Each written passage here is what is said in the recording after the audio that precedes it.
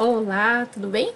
Meu nome é Fernanda Lima, sou professora de Conhecimentos Pedagógicos. Seja muito bem-vindo, muito bem-vinda a mais uma aula, mais um momento, né, para a gente aprender um pouquinho mais sobre os conhecimentos pedagógicos. Eu trouxe aqui uma correção de um simuladinho que eu tenho postado lá no Telegram. Então, eu fiz um compilado durante a semana e eu resolvi fazer os comentários e a avaliação, né, das respostas aqui. Como muita gente me pede o slide da aula, eu optei por trazer a resposta já na próxima. Eu tenho a pergunta e trago a resposta no próximo slide para ficar com os comentários, para ficar mais fácil de você, caso você queira salvar, estudar, fica mais fácil de você ter esse material, tá? Então, vou usar essa estratégia nesses simulados de forma específica, tá bom? Que são mais curtinhos, que são sobre assuntos específicos, para você conseguir fazer um arquivo, talvez, uma pasta, né, com os principais assuntos. O que a gente traz aqui? As principais questões referentes a um determinado assunto. Tem assunto que a gente vai findar com poucas questões, tem assunto que a gente vai findar com um pouco mais de questões, né? Então, a ideia aqui é trazer como que a banca cobra determinado conteúdo. Hoje, a gente vai falar sobre planejamento, então, trouxe algumas questões sobre planejamento para a gente fazer aqui, tá joia? Então, vamos lá. Aí, como eu falei, é um simulado sobre planejamento, a gente vai para a questão 1. Assinale a alternativa correta. Aí a gente vai ter a alternativa A. A participação de especialistas externos não é admitida em nenhum momento do planejamento, especialmente na elaboração e na avaliação do processo. E já na alternativa B, a gente vai ter a lógica do conflito deve ser considerada, pelos coordenadores de planejamento, pois proporciona confronto de ideias e elaboração de novos parâmetros.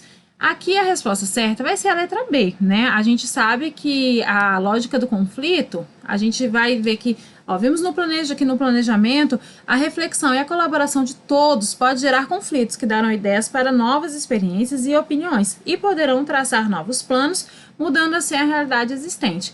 E aí a gente vai comentar sobre a questão A, o item, né, a alternativa, que fala que a participação de especialistas externos não é admitida em nenhum momento do planejamento, ela está falsa.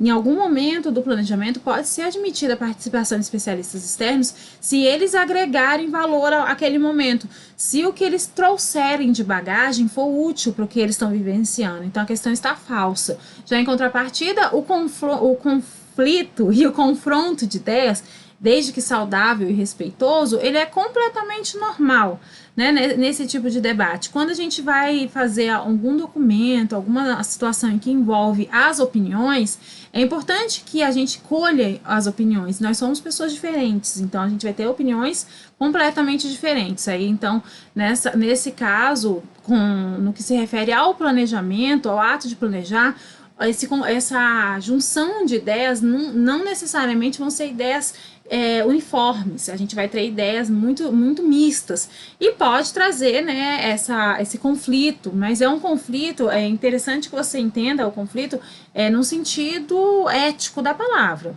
né? O conflito é um discordar e trazer argumentos válidos, argumentos consistentes que vão ajudar a formar novos conceitos e novas ideias, e nesse sentido a questão está certa.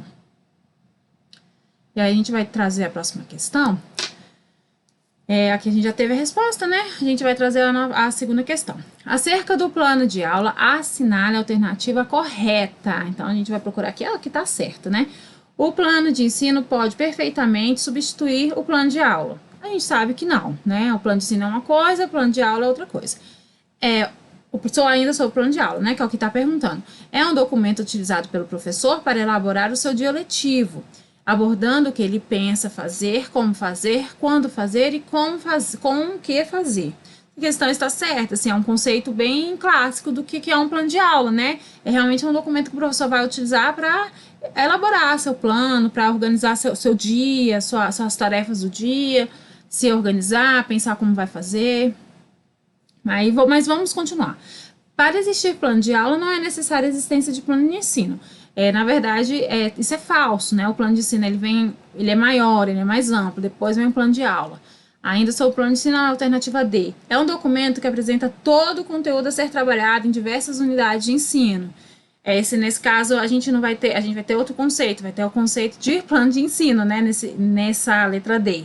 E a letra E deve ser elaborado no início do ano, englobando todo o conteúdo do componente curricular, mesmo antes mesmo de se conhecer os alunos, né? A gente está falando aqui do plano de aula. Então, a nossa resposta mais adequada é a resposta B. E aí, a gente vai trazer aqui a explicação dela. A especificidade do plano de aula faz com que ele seja efetivo, sendo possível ainda que este planejamento, além de diário, pode ser realizado semanalmente, sem perder seu efeito. Esse detalhamento é o que faz o plano de aula ser algo mais particularizado. É uma das definições para o plano de aula. Essa é uma das definições para o plano de aula. Vamos lá. Vamos detalhar essa questão, que a gente tem muita coisa para falar dela. Plano de aula, normalmente, ele é um plano diário, né? Só que admite-se também que que ele seja feito semanalmente. Significa que caso eu planeje ele semanalmente, mas algo que eu planejei de segunda a sexta, aí na terça-feira deu algo errado, né? O meu planejamento ele não funcionou direito, eu tenho que rever quarta, quinta e sexta. Então ele tem essa particularidade.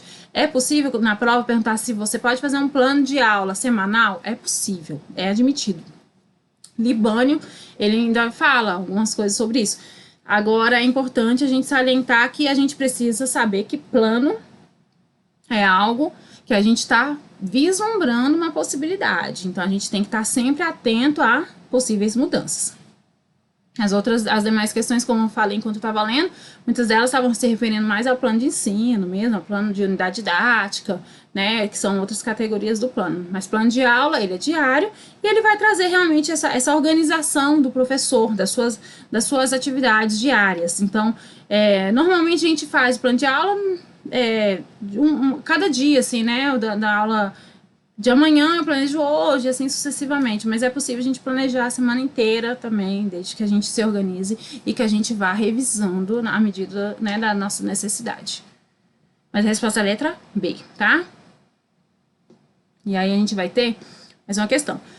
No planejamento escolar, não é necessária a articulação do trabalho docente com o contexto social. Resposta falsa, né? Imagine um planejamento descontextualizado, ele não tem o menor sentido. A articulação do trabalho com a realidade e contexto social é fundamental para o planejamento escolar.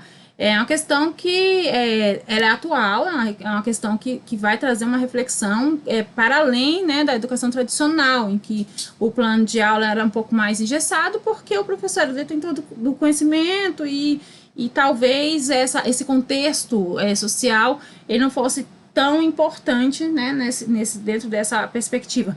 Agora, aqui a resposta falsa, o planejamento ele tem que estar vinculado ao contexto social, sim. O professor tem que estar atento às demandas sociais para ele conseguir utilizar isso da melhor forma, até porque a gente tem a BNCC, que vai trazer uma parte diversificada, que vai trazer sugestões para que você trabalhe de forma muito específica, né, de acordo com o seu público. A gente tem outros documentos, então é importante que o professor esteja muito atento a isso. A resposta está falsa. E aí a gente vai trazer a questão 4, o planejamento de ensino visa essencialmente a tomada de decisão em relação a situações de ensino e aprendizagem.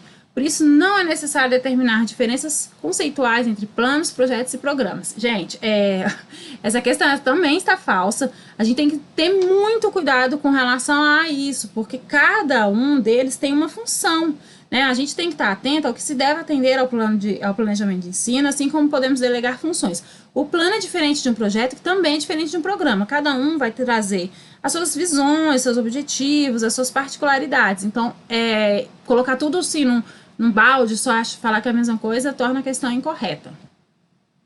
E a gente vai trazer aqui.